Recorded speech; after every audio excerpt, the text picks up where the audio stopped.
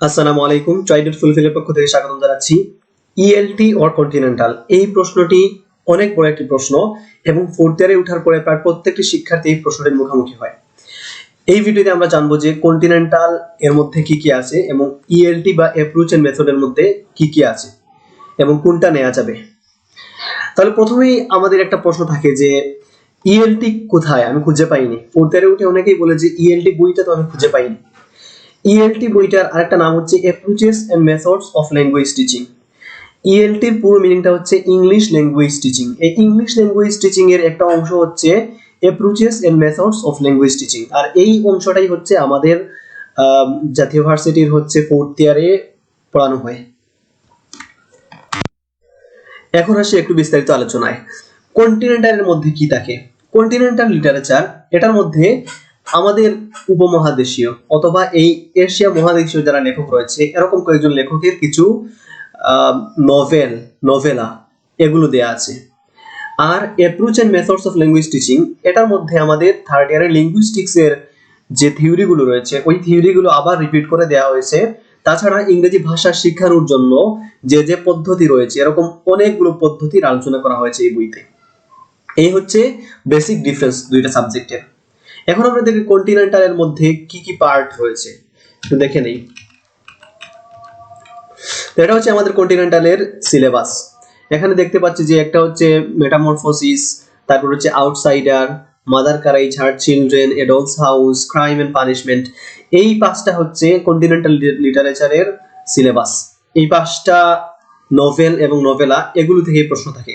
তো এগুলো আমরা honours first year, second year, third ইয়ারে যে কাহিনীগুলো পড়ে এসেছি, গল্প কাহিনী, তারপরে উপন্যাস, এইগুলোই হচ্ছে রিপিট কন্টিনেন্টাল লিটারেচারে।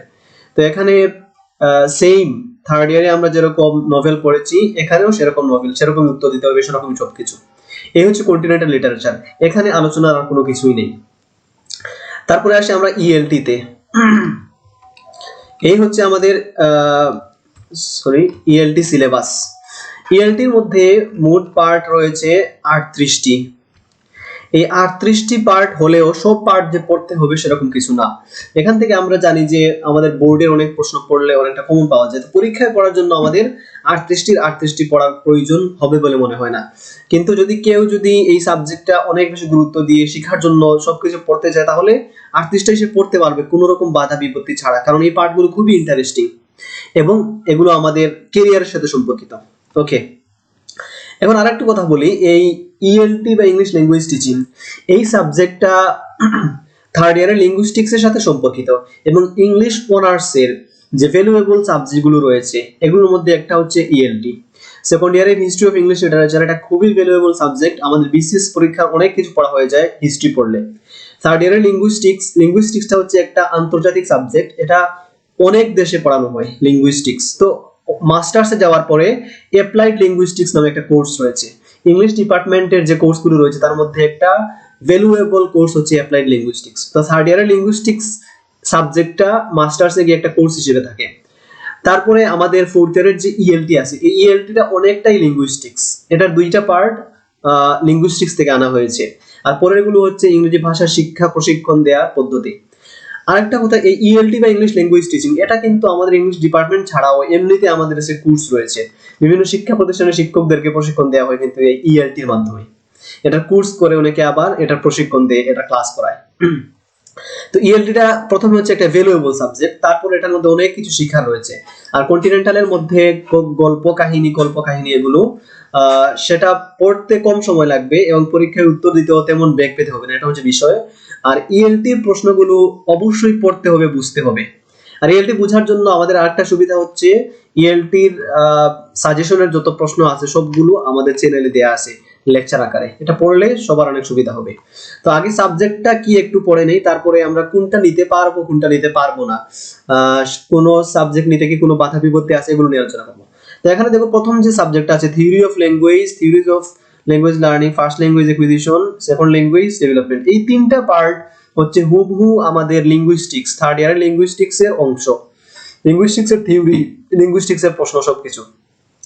এরপরে থেকে শুরু হয়েছে এই ইংলিশ ল্যাঙ্গুয়েজ টিচিং এর মূল বিষয়গুলো, কোন কোন পদ্ধতিতে ইংরেজি ভাষা শেখানো যায় অথবা একটা ভাষা শেখানো যায় কোন কোন পদ্ধতিতে, এইগুলো দেয়া হয়েছে এখানে। একজন স্যার কতগুলো মেথড তিনি ক্লাসে প্রয়োগ করতে পারবেন, কোন মেথডে পড়ালে ছাত্ররা সহজে বুঝবে, তারপরে কোন রকম পরিস্থিতি ক্লাসে তৈরি করতে হবে, এই সব কিছুর আলোচনা হচ্ছে পরের পার্টগুলোতে। তো এখানে দেখা যাচ্ছে 4 নম্বরে history of language teaching methodology, ইংরেজি অথবা যে কোনো ভাষা শিক্ষার পদ্ধতি আবিষ্কার কিভাবে হলো। তারপরে মেথডোলজি, অ্যাপ্রোচ, ডিজাইন, প্রসিডিউর, এগুলো হচ্ছে এই সাবজেক্টের তিনটা বিষয়, সব পার্টের মধ্যে রয়েছে। অ্যাপ্রোচ, ডিজাইন, প্রসিডিউর, তিনটা টার্ম, এগুলো নিয়ে আলোচনা এখানে।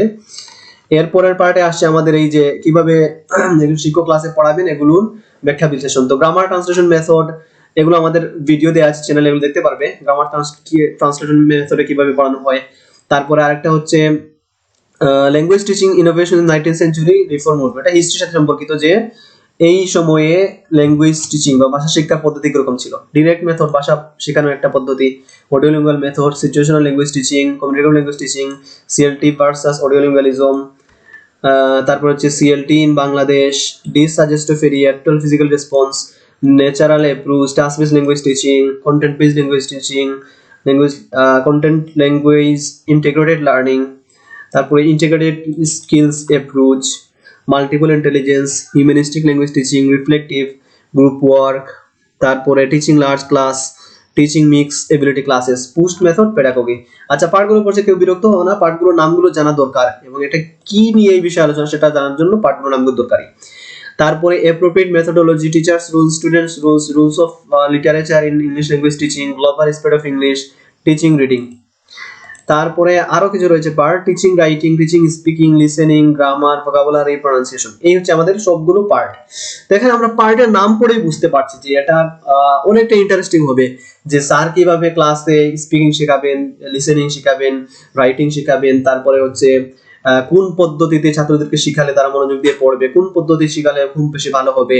তারপরে আমাদের দেশে ভাষা শিক্ষার কি অবস্থা, পৃথিবীর মধ্যে ভাষা শেখানোর কি অবস্থা, ভাষা শেখানো শুরু হলো কিভাবে, এই বিষয়গুলো নিয়ে সম্পূর্ণ আলোচনা হচ্ছে ইংলিশ ল্যাঙ্গুয়েজ টিচিং। তো যারা এমনিতে টিচিং প্রফেশনে আছে তারা যদি এটা পড়ে বুঝে বুঝে পড়ে পার্টগুলো, তাহলে তাদের জন্য ব্যক্তিগত লাইফে অনেক বেশি ইমপ্রুভ হবে। কারণ শিক্ষকতা পেশায় যারা গিয়েছে তারা বুঝে এটা কতটুকু কষ্টের। অনেকে মনে করে খুবই ইন্টারেস্টিং, কিন্তু ক্লাস যদি কন্ট্রোল করা না যায় অথবা ভালো মেথডে যদি ক্লাসে না পড়ানো হয়, তাহলে ক্লাস নিয়ন্ত্রণের বাইরে চলে যায়। তখন যত বেশি জ্ঞানী হোক একজন শিক্ষক, যত বেশি জানুক, ক্লাসে কোনো কিছুই কাজে আসে না, তখন অনেক সাফার করতে হয়। তো এই ইংলিশ ল্যাঙ্গুয়েজ টিচিং পড়লে যারা টিচিং প্রফেশনে আছো সবার অনেক সুবিধা হবে। তাছাড়া এমনিতে আমাদের জানার জন্য যাদের আগ্রহ আছে তাদের অনেক বেশি উপকার হবে যদি আমরা এই সাবজেক্ট নিয়ে পড়ি। ওকে, এইগুলো আমাদের দুইটা সাবজেক্ট। এখন কথা হচ্ছে যে কে কোনটা নিতে পারবে। আমাদের কলেজগুলোতে সিলেক্ট করে দেয়া হয় যে কোন কলেজে কোনটা, কন্টিনেন্টাল না অ্যাপ্রোচ মেথডস অথবা ইএলটি, কোনটা পড়ানো হবে ক্লাসে।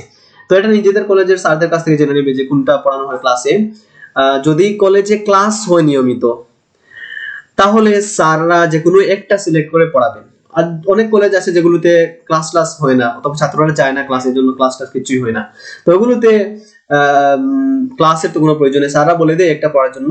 কিন্তু মেইনটা হচ্ছে ছাত্রদের ইচ্ছা। ছাত্র যদি চায় সে কন্টিনেন্টাল নেবে, ক্লাস হোক অ্যাপ্রোচের মেথড বা ইএলটি এর, সে কন্টিনেন্টাল নিতে পারবে। এটা রেজিস্ট্রেশনের সময় রেজিস্টার করতে হয় যে কোনটা নিবে, ফর্ম ফিল আপের সময়। তারপরে হচ্ছে কেউ যদি চায় ইএলটি নেবে, কলেজে পড়ানো হচ্ছে কন্টিনেন্টাল, সে নিতে পারবে। সে ফর্ম ফিল আপের সময় বা রেজিস্ট্রেশনের সময় ইএলটিটা সিলেক্ট করতে হবে। তবে স্যাররা যেহেতু ক্লাসে পড়ান বিষয়গুলো, এজন্য নির্ধারিত করে দেন যে এটাই নেব আমরা, এটা পড়াতে সুবিধা হয়। তবে বিষয় হচ্ছে একজন স্টুডেন্টের তার ব্যক্তিগত বিষয়, সে যদি মনে করে ইএলটি পড়লে তার অনেক বেশি উন্নতি হবে, এটা পড়া দরকার, সে অবশ্যই পড়তে পারবে।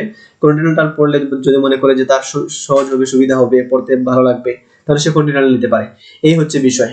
ওকে, আমার কাছে কিছু বই আছে, এই হচ্ছে ইএলটি আমাদের মেইন টেক্সট। তো টেক্সট পড়লে অনেক ভালো, কিন্তু স্টাডি গাইডের টেক্সটের মধ্যে অনেক সুন্দর করে দেওয়া আছে, যার জন্য অনেকে টেক্সট কিনে না, স্টাডি গাইড থেকেই সবকিছু পড়ে ফেলে।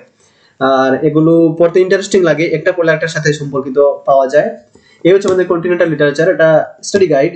যেহেতু 5টা নোভেল অথবা নোভেলা এখানে আছে, এগুলো আলাদা আলাদা 5টা টেক্সট বুক রয়েছে। তো অনেকেই হচ্ছে টেক্সট বুক পড়ে জানার জন্য, ভাষা শিক্ষার জন্য, অনেকে আবার পড়ে না, স্টাডি গাইড থেকে পড়ে ফেলে। তো এটা যার যেরকম ইচ্ছা সেরকম। এই ছিল আমাদের কন্টিনেন্টাল বা অ্যাপ্রোচ এন্ড মেথডস অথবা ইএলটি। তো কে কোনটা নেবে এটা নিজেদের বিবেচনার বিষয়। আর যদি কেউ নিয়েই থাকো তাহলে কমেন্টে জানাতে পারো যে কে কোনটা নিয়েছো অবশ্যই। আর এই বিষয় সম্পর্কে যদি কোনো সমস্যা থাকে তাহলে অবশ্যই আমাদেরকে কমেন্টে জানাবে, ইনশাআল্লাহ ট্রাই করব সেগুলোর লেকচার তৈরি করে দেওয়ার জন্য। আর যেসব ফ্রেন্ডরা এই বিষয়গুলো জানে না তাদেরকে অবশ্যই জানানো দরকার। অনেকে পরে একটা কিন্তু পরীক্ষায় গিয়ে দেখে অন্য একটা সাবজেক্ট দিয়ে দিছে, অথবা ফর্ম ফিল আপের সময় করছে ইএলটি ফর্ম ফিল আপ, সারা বছর পরে যে কন্টিনেন্টাল, তখন অনেক সমস্যা হয়ে যায়। তো এগুলো জানা থাকলে তাদের এগুলোতে ভুল হবে না। তো সব ফ্রেন্ডদের সাথে শেয়ার করলে একটু সুবিধা হবে।